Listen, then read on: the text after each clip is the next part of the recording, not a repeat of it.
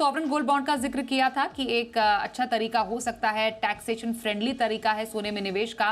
पर किसी को शॉर्ट टर्म के लिए अगर गोल्ड से फायदा उठाना है तो सॉवरेन गोल्ड बॉन्ड शायद उनके लिए कारगर साबित ना हो। तो हम ये कह सकते हैं कि लॉन्गर टर्म के लिए सॉवरेन गोल्ड बॉन्ड, और अगर किसी को छोटे टर्म में निवेश करना है गोल्ड में, तो इधर ईटीएफ या फिर गोल्ड फंड में आप निवेश का फायदा उठा सकते हैं।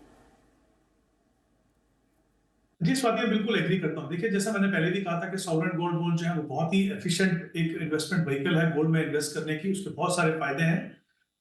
तो जैसे हम अगर आप लेकिन उसमें इम्पोर्टेंट चीज़ ये है कि आपको वो 8 साल की ड्यूरेशन होती है उसकी। हालाँकि आपके पास लिक्विडिटी होती है वहाँ पे, सेकेंडरी मार्केट में वो लिस्ट होते हैं। लेकिन वहाँ पे लिक्विडिटी का इश्यू होता है, सही प्राइस मिलने का इश्यू होता है।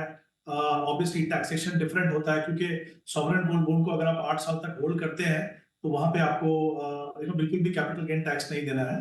तो मेरा ये मानना है कि जो जो जितनी एफिशिएंट वो व्हीकल है, उसके हिसाब से अगर आपके पास लंबा समय है, अगर आप आइडियली मैं कहूँगा कि अगर आप उसको टिल मैच्योरिटी होल्ड कर सकते हो, तभी आपको सॉवरेन गोल्ड बॉन्ड में जाना चाहिए।